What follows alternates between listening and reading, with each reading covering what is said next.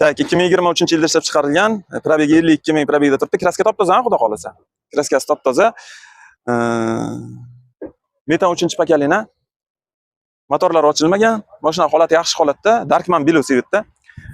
Avtomat bezlik varianti. 3-pozitsiyada bezlik chiqqan variantidan. Keling. Keling, taniqli akamiz. Yana bir tanitaylik akamizni. Charchamayapsizmi? Ishlar yaxshimi, tinchmisiz? Necha pul so'rayapsiz? 140 million deyman. 140 million, ha? 52 ming yurgan. 130 lar. Bo'lmaydimi?